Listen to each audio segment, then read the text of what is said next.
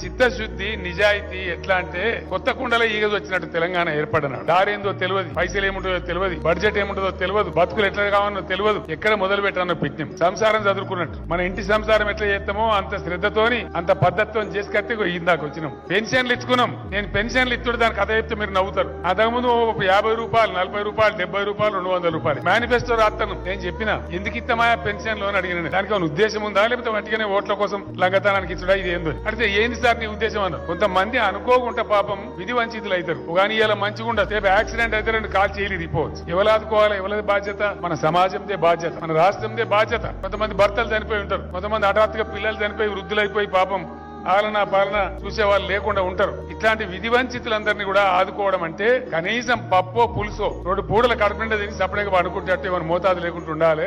అట్లా ఉండాలి పెన్షన్ అని చెప్పిన. కొద్దిగా పుణ్యాత్ములు కూర్చుండి చింతపండుకి ఇంత, పప్పుకి ఇంత, ఉప్పుకి ఇంత, కారానికి ఇంత అని లెక్క పెట్టి 650 రూపాయలు అయితే సరిపోతా సార్. నేను చెప్పిన ఈ పేదోళ్ళ కానీ కోసరా 1000 రూపాయలు పెట్టమని చెప్పిన. ఫస్ట్ ఎక్కువ పెట్టలే, 1000 పెట్టుకున్నాం. ఇంకొక మాట దయచేసి ఆలోచించాలి. నేనేం చెప్పినా మొన్న పెన్షన్ 10 రూపాయలు, 40 రూపాయలు, 70 రూపాయలు, 200 రూపాయల పెన్షన్ 1000లకు తీసుకుపోయిందే కేసీఆర్. ముందు 1000 చేసుకున్నాం, తర్వాత 2000 చేసుకున్నాం.